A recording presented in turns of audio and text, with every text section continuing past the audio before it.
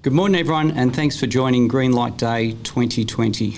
My name is Chris Greentree and I'm the Industry Lead for Supply Chain E-Commerce for TAFE New South Wales. We're streaming live from the sales office at Moorebank Logistics Park in southwestern Sydney. And if my data is correct, we have now 30 schools from around New South Wales attending today's meeting, and we're connecting with over 500 students. Join us today are representatives from TAFE New South Wales, the Department of Education, and representatives from the transport and logistics industry. Greenlight Day is a New South Wales-based industry and government awareness activity to highlight careers in the transport and logistics industry. So I'd like to cross now to my colleague in TAFE New South Wales, Noel Walker, who will welcome us to country. Over to you, Noel.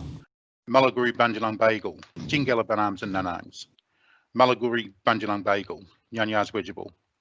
My name is Noel Walker. I'm one of 5 TAFE New South Wales Aboriginal Employment Advisors and I'm based in Sydney. What I just said was hello brothers and sisters. I'm an Aboriginal Bunjalung man and my clan are the Wedgeable people. I come from a small community called Bayugal, which is 85 kilometres northwest of Grafton in the far north of New South Wales. My community is based not far from the mighty Clarence River. I'm coming to you today from the lands of the Bediagal people in Belmore, which is in Sydney. My dad's family are the Walkers, and we have ties to the Yuin Nation, which is in the south coast. And my mum's family are the Mundine family, who come from Bayugal and Tabulin. I just wanted to give you a little bit of an insight into my community and my learnings as a Guri man from Bunjalung country. My community is a small community. I grew up in the 70s and early 80s living in my community. Our house was a 2-bedroom shack. We had 2 rooms and a living area. Our floor in this living area was a dirt floor. We had no electricity and no running water in my community. These were the best times growing up. We couldn't miss what we didn't have. We used to and still eat a lot of our traditional bush tucker. When we were kids, we used to walk to the river, which is approximately 5 kilometres away from home, to swim. All we'd take with us was a box of matches and salt. We'd spend all day there living off the land, eating fruits, yams, catching bingings, which are turtles, catfish, and whatever else we'd find to eat, and we'd all share with one another. Then we'd walk home in the afternoon. In winter, we'd go looking for jubbals, widgety grubs, and of course we'd eat gormans, kangaroos, nyamals, goannas, buninj, echidnas, and all of our bush tucker is seasonal. In June of 1983 was when we got electricity. I remember it so well because I was in my first year of high school and we had to catch a bus from home to Grafton. We'd leave home at 6 a.m. every day and not get home until sometimes after 5. We had to cart our water from the creek to bath in and sometimes even drink.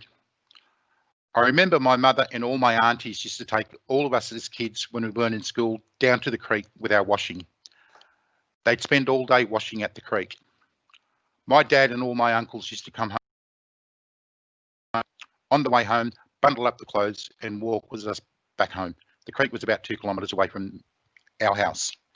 The only source of employment in my community was working in the mine, an asbestos mine, which was about 3 kilometres away from our community.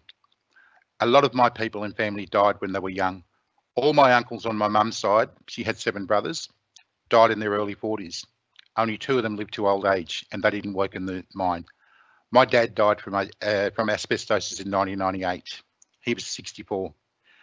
But enough about me. The reason I'm here today is to do an acknowledgement of country. The term elders is not one which I will use. We were never taught and told to call people elders. To me, they are my old people. So in saying that, I would like to acknowledge that in this virtual space, we are meeting on numerous Aboriginal lands. I would like to pay my respects to all Aboriginal and Torres Strait Islander people on this call, and would like to pay my respects to my old people and the old people of the past and the present. Thank you. Okay, thanks, Noel. Look, if this is your first time attending a live stream event, I want to let everyone know that there's a chat function in your device which allows you to participate in the meeting. You can make comments, you can have questions, and better than that, you can actually like other people's questions or comments. Later this morning, our panel will review the most popular questions and comments, so don't be shy. Get involved with this morning's conversation, and if you wish, you can also post anonymously. To our head teachers and careers advisors connecting with us this morning, this session will also be recorded, and Amy Greenshields from Education will send you a copy of this resource later next week. I'd now like to introduce my colleague next to me on my left, Jeremy Lutfy, who is Head of Supply Chain and E-Commerce for TAFE New South Wales. Just after completing a Commerce and Accounting degree in university, Jeremy's first job was an accountant for the tax department, and then he decided on a career change and has worked for Caltex, the Toll Group and a private line haul company before coming across to TAFE New South Wales. Over to you, Jeremy. Thanks very much, Chris, and welcome everybody to Greenlight Day 2020. I'm just going to present a quick overview of the supply chain industry. The industry perspective, what industry are we referring to? So you'll hear various comments, different names that are associated with the industry. We're talking about supply chain, transport, logistics, warehousing, and all of the above. Over 200,000 people are directly employed in this industry in freight transport in New South Wales. The broader New South Wales economy perspective. So many other industries feature supply chain, transport and logistics staff in pivotal roles to ensure their business accesses the right resources, produces and runs efficiently for the community. Over 500,000 people are directly employed in the broader logistics sector in New South Wales as well. Current data as to job vacancies related to this sector, over 3,000 were advertised in SEEK this Tuesday when I did a quick check on transport and logistics opportunities in New South Wales. So massive opportunity there for future employment. Next slide, it's essential workers, always have been, always will be. This was part of COVID-19 that the transport, logistics and supply chain industries were referred to as essential workers for the COVID-19 response and also right through to the present point. The context of that is that over the next 20 years, the freight task is forecast to grow by over 30%. So at the moment in New South Wales, it's over 500 million tonnes per year. 30% on that is about another 150 million. Even if we took 25% related to B-doubles, that's over 900,000 extra truckloads per annum. That means more drivers, more forklift operators, more schedulers, more loaders and unloaders required. Some of the other COVID-19 impacts that we've seen this year alone, e-commerce sales are up over 30% and we've already breached in some sectors where we thought the industry was going to move to in 2025. Impacts of panic buying, work from home, other purchases and supply chain interruptions have certainly caused 1 year to remember as far as 2020 for the supply chain industry. Next, comments on essential skills for the industry. So this is what the industry employers are looking for when they do the interviews and discussions with workers. Number one is safety. And if you ask some people in industry, it's probably number 1, 2 and 3. Safety, safety, safety is essential.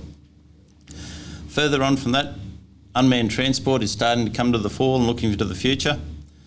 Operational and compliance knowledge, and certainly digital aspects as well. Skills that our employers are seeking. This changes as the industry changes and technological advances are inputted into the supply chain industry.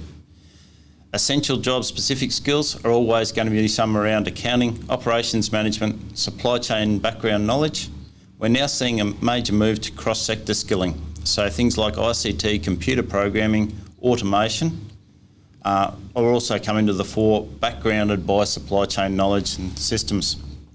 We have a diagram there of pathways to in-demand and emerging roles. Many in the industry started off at one level, have moved through their career to various other levels. This is a display of somebody starting at a store person level, possibly doing a Cert 2 or Cert 3 in warehouse operations, which as of next year is going to be renamed supply chain operations. Possibly moving to a Cert 4 TAFE study into a warehouse administrator or team leader role. Further advances in that career pathway could be through to supply and distribution manager, customer experience director, or warehouse automation operators. And I can tell you those salaries there are definitely average and base level compared to what some in the industry are on now. So the students can be very interested that when they come into the marketplace in 4 to 5 years' time, those salaries are probably all going to jump 20 to 25% due to the shortage in the industry. Next screen on what will our future industry feature. And while we talk about future industry, there's already some great examples of that in place now that you'll see shortly. We're looking at things like robotics, Internet of Things, and blockchain development. We're talking about smart shelves and smart glasses. So put on virtual reality glasses, that'll enable you to do the pick and pack, and an automated robot behind the scenes will consign and dispatch that order. There's also concepts such as Airbnb warehousing and cross-sector skilling. Just to finish off, a quick few words of advice of what I'd have for new entrants considering a career in the supply chain industry. It's all about apply yourself and develop your skills. Seek advice and guidance from leaders and mentors. Some of us that have been in the industry 20 years basically owe all our progression to the advice and leadership that we got from our mentors. Establish a sound network of peers in industry and keep up to date with the industry information and advances in technology, as that's what's going to position you in the right roles for your future career pathway. I'll now lead across to a video production that we only shot last week, and that'll give some insight into a day in the life of supply chain and e-commerce. Everything we purchase today, there's a form of logistics. We need people in logistics. It's a growing industry. It keeps the world ticking every day. Without logistics, we have nothing. And that could be anywhere from your shoelaces to the food that you eat every night.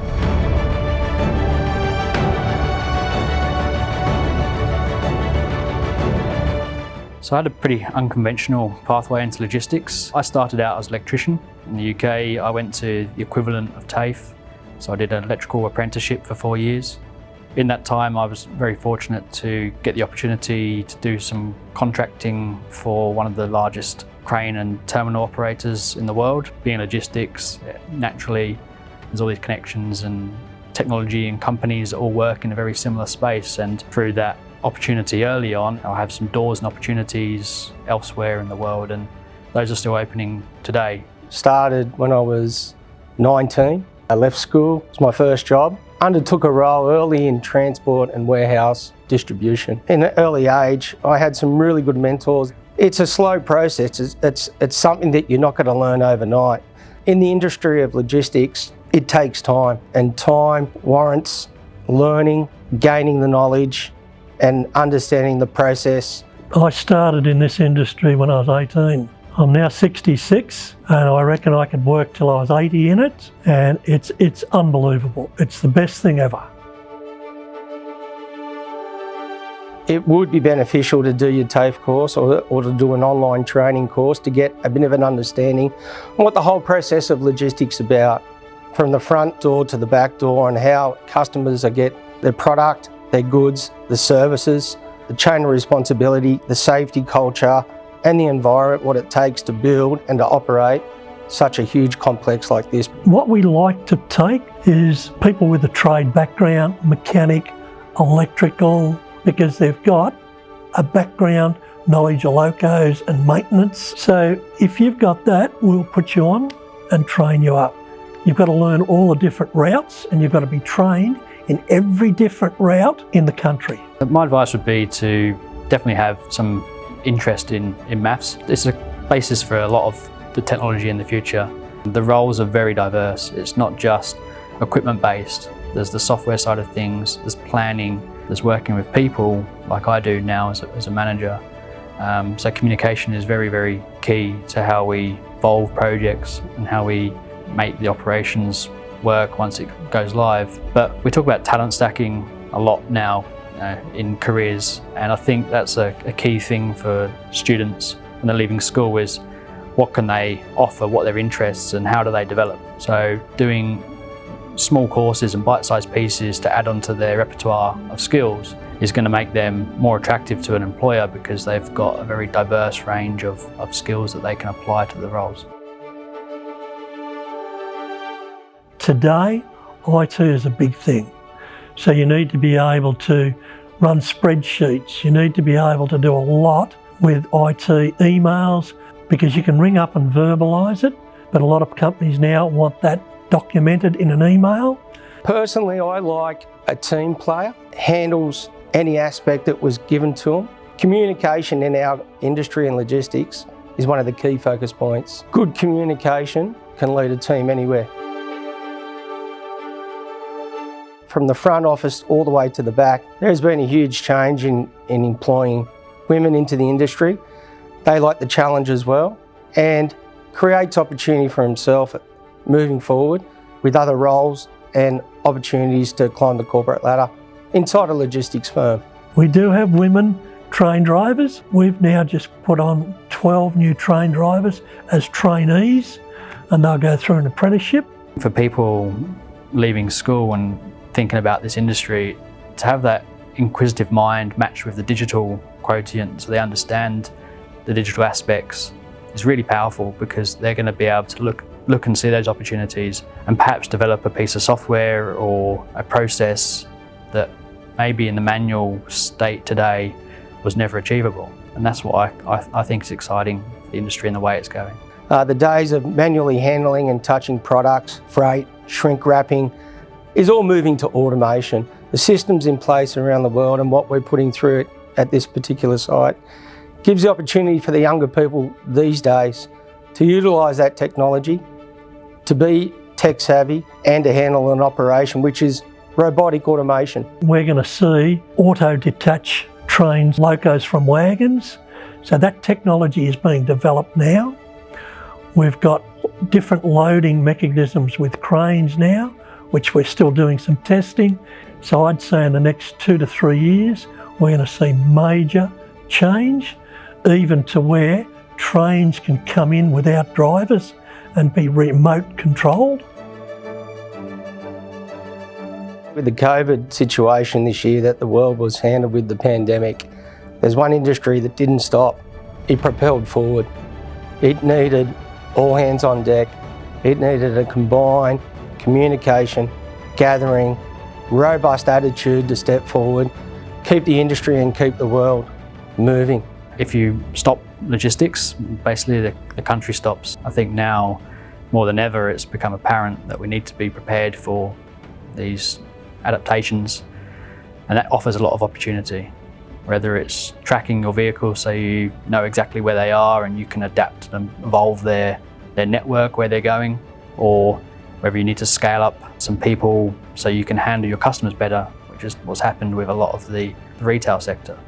It's a growing industry, and TAFE and industry partners are developing those courses so that we can meet the challenges.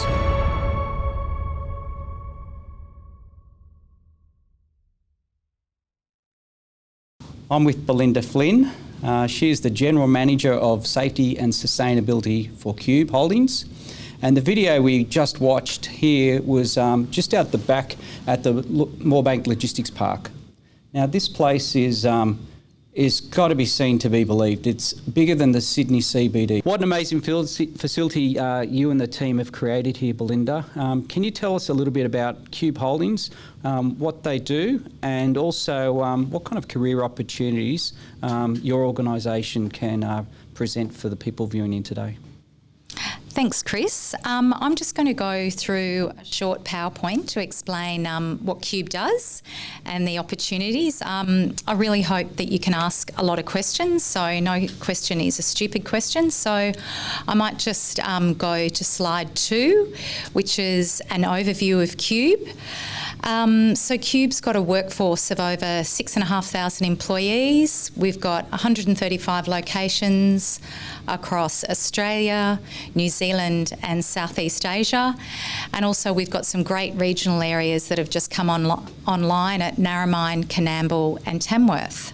Who we are? We're a leading provider of integrated logistics solutions focused on import and export supply chains. As I said, 135 locations. If you look at the slide there's a few pictures of what we do. So we work in the ports environment. You'll see a truck there. You'll see the cranes at Port Botany Patrick's. You'll see a train. The highlighted area is a stockpile that we operate up in Port Hedland in the Pilbara, and then that massive quad road train is also what we cart the minerals to around the WA to deliver to the ports to export out to our different locations. QUBE's a fantastic organisation to work for. What we do is we empower our people to deliver exceptional results, and we pride ourselves in offering a safe and inclusive workplace. We encourage innovation and collaboration to ensure we exceed industry standards. And I think the video that you just saw shows what we can do from an innovation perspective and some of the cool automation technology we have. Just so we're all on the same page and everyone understands what supply chain is. A supply chain is everything, every company and everybody involved in bringing a product to a customer. All goods and services that make our modern lives possible are created, managed and delivered through supply chains. Who are our customers? So our customers are very diverse. We have people like Coles, Woolworths, Target, we have mining companies, BHP, Fortescue, small miners, agriculture, we have cotton companies, we have wool companies, we have construction companies that we deliver dirt to. We also work with the UN on some humanitarian aid. Over in Singapore, we work for the US Navy in unloading cargo. So a very diverse group of customers, but that's what a supply chain does. I just thought I'd give an example of what a supply chain is. So what it is a continuation of a product moving through a chain. So if we just think about a cotton farm, so a farmer grows the cotton and then QUBE would come and pick it up and transport it to a wholesaler. QUBE would then store it in a shed that you can see there, all stacked up. We would then transport it to a manufacturer, which could be that we put it in a container, we transport it back onto a ship that potentially goes to a location such as China or India that will manufacture the sweater.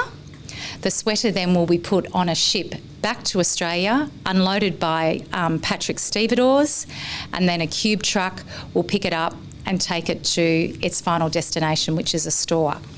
So that's just a basic supply chain. It's really just to explain what it is so you understand what type of roles might be in a supply chain, which I'm just going to go to my next slide, which we're going to talk about what type of jobs are available in QUBE and then also what type of jobs are available in the supply chain sector. So if we look at the QUBE careers page, if we click on that, I'm just going down there. So we've got things like truck drivers, we've got mechanics, we've got fleet monitoring analyst, we've got a material controller. So I'm not going to go through every one, but it's quite a diverse group of careers that we have. So I encourage you to go onto the QUBE website and have a look at these jobs to get a bit of an understanding of what the supply chain has to offer. So I'm sure your careers advisor will give you the link, which is www.qube.com.au. From the broader sector, there's also a great tool that's been developed by Wayfinder, which looks at all the different types of careers across the sector. So we might just go to the Wayfinder career map. Yeah. Okay. If we just bring that up, say let's go to distribution and warehousing. You just click on that. And then it'll take you through all the different jobs that we have.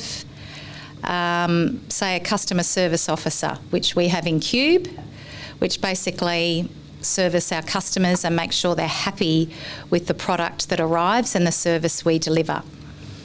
If you go through that, it'll take you to what type of education you need to get, what's the career progression, and the universities or RTOs that you can go to and get the education. So this is a great tool to really have a look at the supply chain and also look at what career progression is available and, importantly, how much money you get to do the job. That's probably me.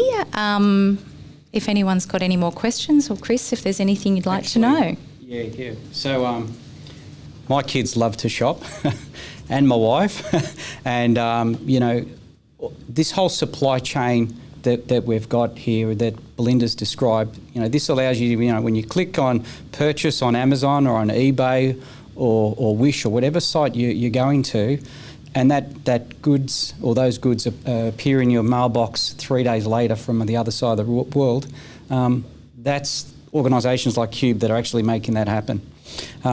Just a little bit of an advertisement here.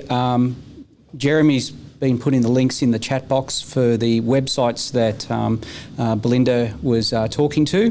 There will be a pack going out to all the careers advisors as well, and that'll have the links of where you can find, jobs, career pathways, etc. So thanks so much for that, Belinda. Okay, so now for the tricky part. I've got 2 ambassadors from the Wayfinder program, Lisa Nguyen, who's sitting with us today. Lisa's from Coca-Cola Amatil, and she's the National Transport Performance and Insights Manager. Not sure what that is, but we'll find out. And then across the ditch in beautiful New Zealand is Catherine Parnell, who is the Operation and Logistics Manager for Nestle. So Catherine, tell us about what you do for Nestle. I want to know your story, how you got into it. I'm not going to ask any questions. I'm just going to give you 5 minutes to just tell us all about what you do. It's a pleasure to meet you. My name is Catherine Esler. Parnell is in fact the place where I live. Now, I'm sure you're all curious as to why I'm an Australian and I chose to come to New Zealand. And one of the reasons for that is because we have such a diverse supply chain industry, and we lean on our partners in New Zealand and Australia very heavily. So I'm from Australia. I grew up in Wollongong. I went to the university there as well as the school. My current role, I am the Operations and Logistics Manager for Nestle New Zealand.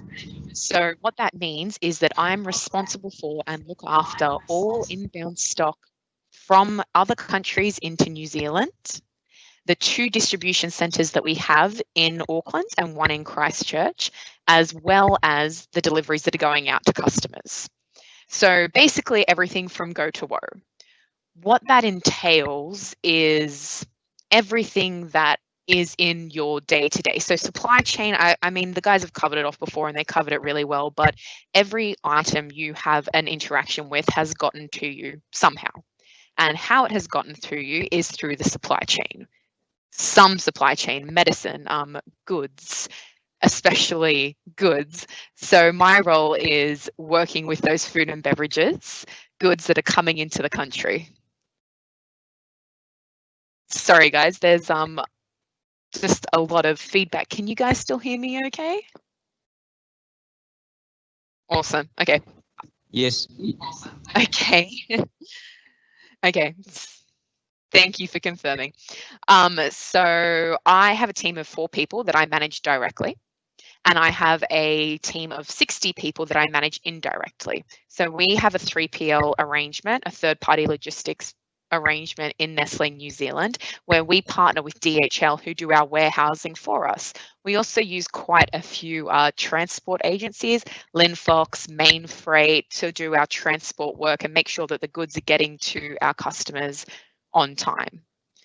The direct relationship I have with my team is one of the best things that I love about my role, because supply chain is all about people. One of the fantastic points that I have experienced in my supply chain career is that you don't necessarily need the, it sounds terrible, the experience or the background in supply chain to be able to move into that area. So my current manager, who's a fantastic man, studied ancient history at university, and he's now the supply chain manager for Nestle New Zealand.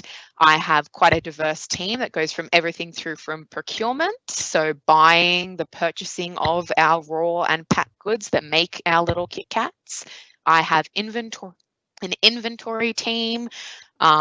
We also have financing in supply chain and project managers. Now, project managers are very, very important because they are the people that help us understand what our supply chain looks like, how we're servicing our customers, and potentially what we can do differently to make sure that our customers are getting what they need, how they want it at the end of the day.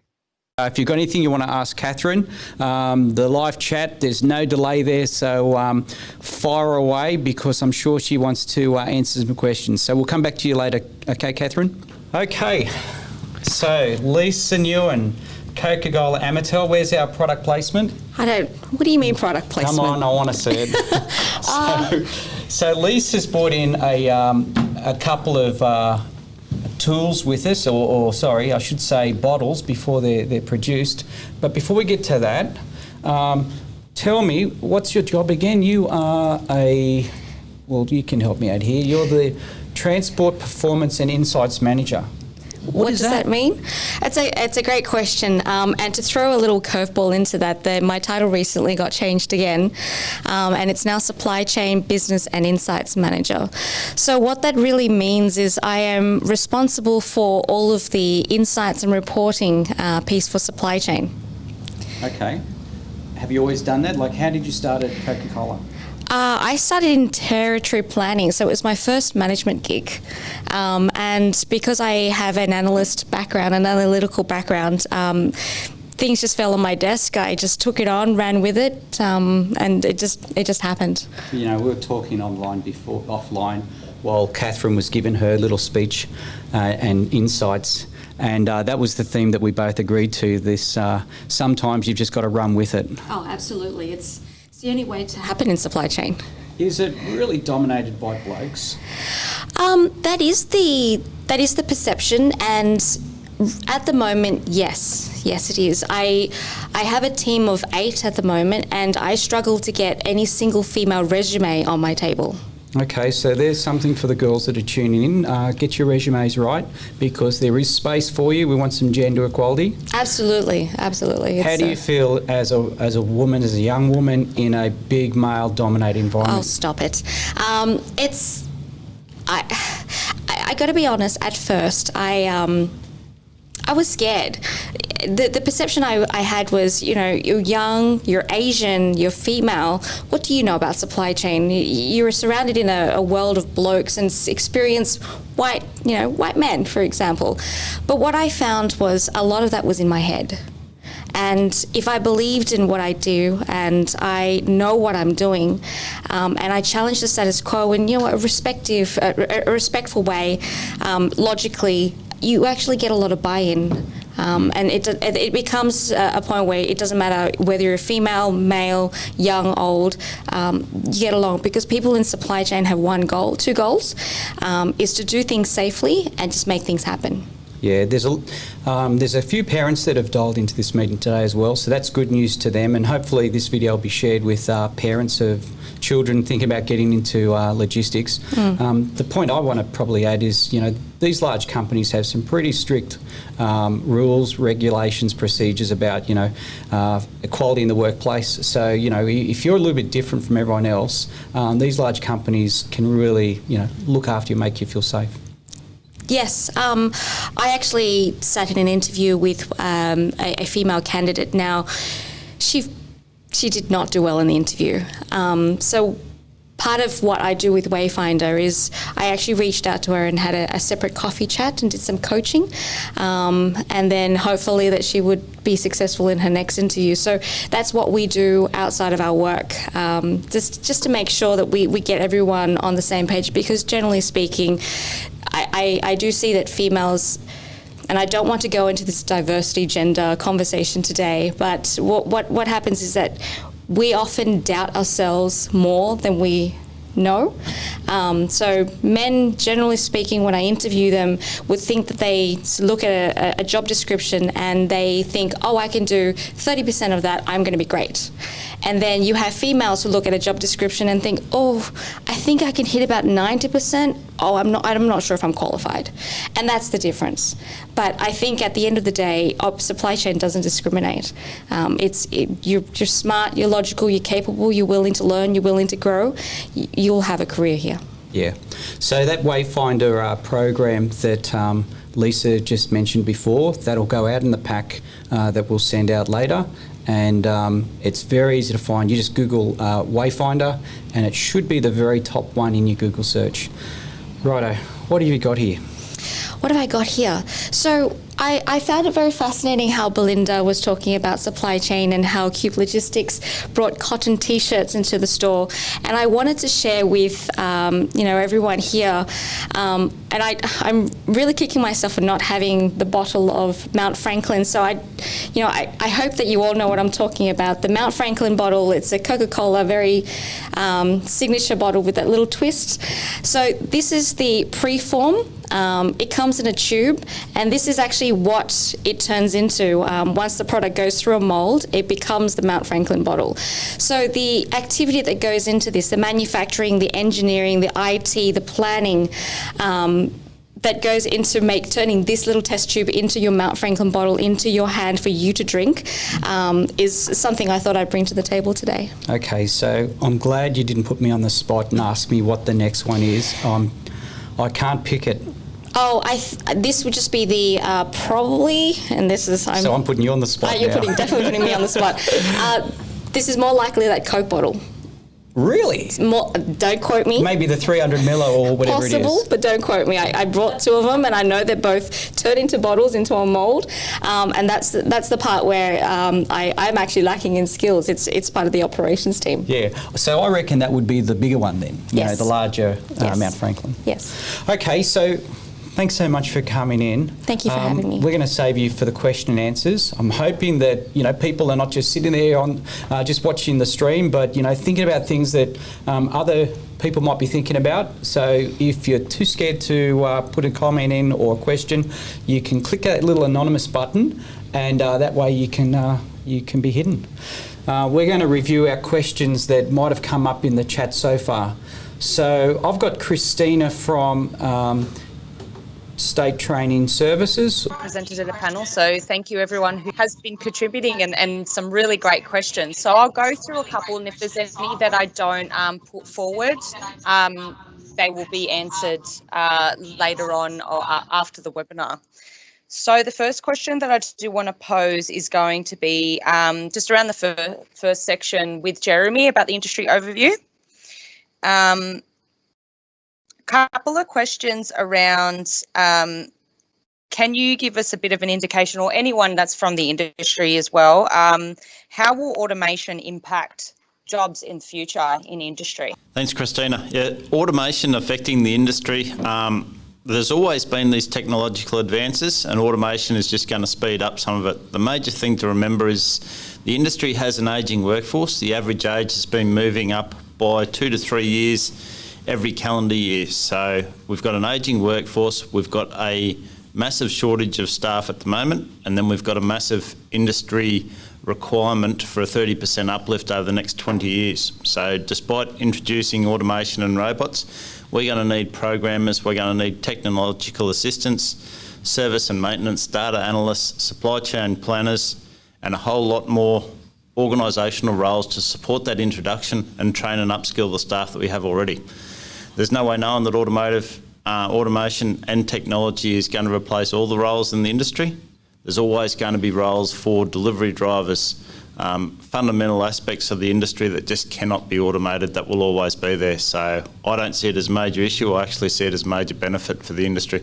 Jeremy, I've got a quick question for you then, just on that. When you did your slide at the very beginning, it might have got missed, just the volume of stuff that gets transported, whether it's via sea, via rail, via road. Like where we're sitting at the moment, we're at the Moorebank Logistics Park. I'm looking out a window at a mountain of dirt that's like, 10 metres tall. It's all come from the tunnels from the Sydney Metro. So I guess that's the really big point we've got to make here, is how big the supply chain is and how much it's growing, Yeah, I had some figures on supply chain, but certainly for the shortness of this presentation, I had to cut a bit out. When you think outside of the infrastructure projects that we've got going on in New South Wales at the moment, the standard fuel consumption across New South Wales is about 600 million litres a month. Bring that back into 40 to 50,000 litres per B double truck. You can very quickly work out, the mathematicians amongst us, how many truckloads of fuel move every month across New South Wales. Bear in mind from the supply chain that fuel comes in from overseas, through terminals, comes out of Brisbane, out of Sydney, out of Newcastle, and also out of Melbourne to supply New South Wales. So there's a massive logistics demand just in that alone. Okay, and the other thing that I've noticed is, during COVID, there was a lot of people that were displaced from work. They went into JobKeeper, JobSeeker. There's still many people that, aren't on full-time employment, don't have full-time work. How's COVID affected the supply chain? What's the story there? The major thing we're hearing back from the industry is a talk about supply chain interruption. So certainly it's affecting our manufacturing industries. You probably read earlier on in the initial COVID impacts, we had people like whiskey distillers and backyard breweries that were converting to making your ISO and all the other requirements of what we had for a massive upskill to meet medical requirements for treating COVID initially. There is still supply chain interruption. There are still issues that you'll see every week when you go shopping at Kmart, Coles, Target, of certain items that aren't available because the international supply chain has been broken. We'll probably see a larger move to Australian development and more Australian-based integrated supply chains where everything happens to a certain extent in Australia from here on in. So that's great news for the transport, logistics and supply chain industry in Australia. Okay, Christina, I'm going to flick back to you and get some more from the question bank. Sure. So Jeremy, while I've still got you, we just had a question just around stats, if you know it off the top of your head. There was a stat mentioned around 3,000 jobs on Seek. And the question was around how many of those were local to Sydney, roughly? Of the 3,000, roughly 2/3 at the moment are Sydney-based. There's still a massive requirement for regional jobs. I know we've got students coming in from Grafton, Coffs Harbour, Western New South Wales and south down the Riverina and Wagga. A massive amount of transport and logistics jobs in there, so easy accounting for about 800 across those regions I just mentioned specifically. This changes on a seasonal basis, so at the moment we're seeing the transport industry in the midst of their Christmas rush, so container imports of products coming in, fast unpacks, getting Christmas toys, push bikes and the like straight through to the various stores to be able to sell them and meet the demand. Obviously with Lisa's experience with Coca-Cola and also Catherine with Nestle, this is a peak demand period for anybody in consumer goods. So as we move past that from January onwards, you'll see the industry change again. There's probably not quite a stronger demand in consumer goods that backs off after the Christmas period. There is always employment demand for resources. The mining industry has come through COVID largely unaffected Australia-wide, and all the major logistics companies typically always have some sort of work opportunities available in that mining and resources service sector. Back to you, Christina. Another one? This one was just a general question on how long it takes to complete the Cert 3. Our Cert 3, which next year will be Cert 3 supply chain in the transport and logistics space, is typically a 12-month course. Anybody that comes in from industry or from some sort of background will get expedited recognition and prior learning. Obviously for school-based students there is limited capacity for that, but there's certainly introductory courses and lead-in work around mathematics, accounting, those sort of subjects that will make a Cert 3 a whole lot easier a task for those students coming into. There is work placement available, traineeships, all sorts of other offers in conjunction with the Cert 3. So consider that as a 12-month study program, but certainly can be flexible in around working at the same time in industry. Back to Chris. I'm asking Jeremy now to just scroll up on his questions, and we might just have a little bit of a look to see if we can squeeze one more question in. I think we've covered what options there are for women. What's that one down the bottom, that anonymous one? I'd like to be a pilot if there was one there. Pilots in supply chain. Look, TAFE New South Wales does have courses out there for training commercial pilots. You just need to go to our website, tafenewsouthwales.edu.au, type in commercial airline pilot or pilot, and you can do your diploma of aviation. It's fully funded under vet fee help. There are conditions that apply for that. Eligibility criteria is in there, but whoever wants to be a pilot, go for it. plenty of demand at the moment. We've got lots of enrolments. Even though we had the fleet grounded, there was plenty of people that want to learn how to be pilots. Is there another one there? Student question from Mullery High. Wow, where is that? How would tariffs affect distribution? I might pass over to who's going to do this one, Lisa, or am I going to put you on the spot there, Belinda? That's an awesome question. How would tariffs affect distribution? Well, it's obviously going to affect the wine industry. That's who's going to be mostly affected. And look, yes, that is going to have effect. But the cool thing about supply chain is that those workers that potentially, might be displaced can easily be put back into the supply chain because they've got transferable skills. So, if you're a planner for wine, you could go and be a planner for a milk company. You could go and be a planner for Coca-Cola. So it's not like that you would lose your job. You'd just be either transferred within your organisation, or you could go to another organisation because you've got such good transferable skills. I'm thinking to myself as well that, the tariffs are going to affect our export of wines and other things into China. But, as one market dries up, another market opens up. What we'll find is we'll have, a supply of product, of quality product that other countries will say, you know what, I want that stuff. And plus, there's still all the, you've got to realise that supply chain, if it was reduced going into Asia or into China in particular, it's only going to be temporary. So it's quite a robust industry, isn't it? Yep, absolutely. Okie doke. So I'm going to go back onto agenda, but I'm really hoping that Glenda O'Brien from Department of Education is there, and we'll cross to her in just 1 second. So queuing you up, Glenda, so be ready. Any other questions that are in the chat box, we're going to keep the chat open right up until the end, and then we'll record it. If there's questions that come up within the learning groups to careers advisors, please send them in via Amy Greenshields, and she can redirect them across to TAFE New South Wales. This whole Greenlight Day has been a great partnership between TAFE New South Wales and Department of Education, and hopefully we can get some great outcomes for the students that are looking for a career pathway in logistics. So with that, I'm going to pass across to Glenda with a little bit of a where to now of talking about resumes, social media, and how to present for interviews. Glenda, are you there? Welcome everyone, and great to see so many schools involved in this Greenlight Day today, and congratulations to the organisers and TAFE and to QUBE. Thank you very much for all the work that's been done.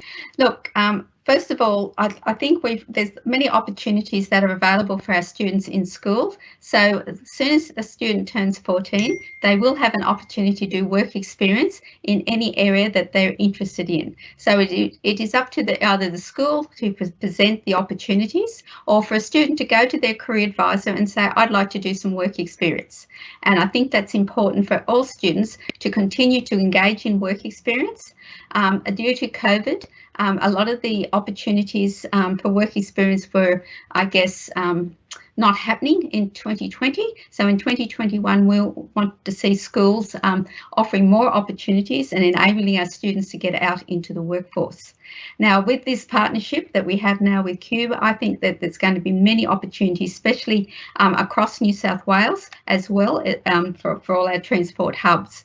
So please keep in your mind these opportunities and ask your career advisor. Now, if your career advisor doesn't know, of course they will know, but if they have to thinking, how do I do this? They can actually come back to us, talk to Senior Pathways at State Office, and we will support them in that, as well as TAFE and as well as our workplaces. So work experience, of course, takes many forms, and we'll be working with our partners to look at opportunities. Work experience, it doesn't have to be that 1 week where you go for 5 days. It can be 1 day, it can be 2 days, it can be a rolling work experience, 1 day a week for a number of weeks. So the logistics of that is something that we can work out for students. Now, work experience comes with the policy and for our employers, it protects everyone, and we have a student placement record.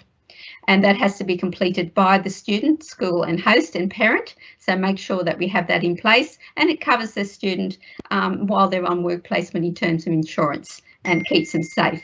And a student doesn't get paid on work experience. Now that's one opportunity that you can have. There's other opportunities relating to school-based traineeships or and apprenticeships. Now, I know with Training Services New South Wales, they could talk to this as well, but we do have people in schools who can support students setting up an SBAT, we call them, school-based apprenticeship or traineeship. They start in year 10 and it can work through till year 11 or year 12. So there's another lot of opportunity for our students as well. Now, when you're presenting anything for work experience, for an apprenticeship, you have to have yourself presented well. So start thinking about how you do that. What platform might you use to do that? Now, I'm encouraging my schools to start looking at a LinkedIn platform where you can develop your profile and ask your career advisors about that. I will be sending a link as well to a webinar that I did back in July around LinkedIn 101, where you can actually take you through the process of setting up a profile. So that will come along with the resources, and I will send that as well. So why you say, do we need a profile? You do need a profile. You need to be able to now connect and network with industry, and so that someone can actually look and see who you are. You'll be surprised at the number of people who actually link and connect with you and also look at your profile. Very similar to a Facebook profile. The Facebook, of course, is your private social page, but you keep all your antics and carrying on there. But with the LinkedIn profile, it's more professional. So I think that start thinking that in your mind. If you don't have that access, you can also do a Word document that will enable you to do that. Now on our site, the Department of Education site, that link will be in the documents coming. There is lots of advice on how to access a resume, how to do a resume cover letter and things of that nature. And there's lots of other websites there that we do support that helps you develop those skills. And your career advisor is the person who will support you in that. So keeping that in mind. Now, is there any questions that people would like to ask in relation to the support that they need? Glenda, I've been looking at the questions in the chat pod. There's none relating to resume writing or career readiness, but we're going to flood everyone with lots of information anyway, and that's going to help anyone that's thinking about making that transition from school life to work life. So that wraps it up. We're just after 11 o'clock this morning. This is our first time delivering the Greenlight program online, and it's had some advantages and some disadvantages. We've been able to connect to many more people than we did before, and this couldn't have been possible without some cooperation from Education Department, TAFE New South Wales, and of course, most importantly, our industry partners. QUBE, thanks so much for having us have this event on your premises and giving us access for the video. Lisa, thanks so much for coming in. Catherine, if you can still hear us over there in New Zealand, I really appreciate you spending the time to log in. And both of their profiles are on the Wayfinder website. You can read all about their story. And I'm hoping that will inspire some young girls that want to get into this industry. There's lots of jobs. Any questions at all about training? TAFE New South Wales website is there for you. Just type in TAFE New South Wales EDUAU. Our search functions on our website are really good. There was a question there about commercial airline pilots, and I'll come back to that one offline. Amy Greenshields from Department of Education will be sending out a survey. Careers advisors that are logged in and those that are helping students, take some time to complete the survey. We really need your feedback. This is something that TAFE and Department of Ed want to continue on. We want to enable industry. We want to enable students to get jobs. So give us all the feedback you can. That's all from us. So we're signing off. Thanks everyone. Have a great weekend. Stay safe.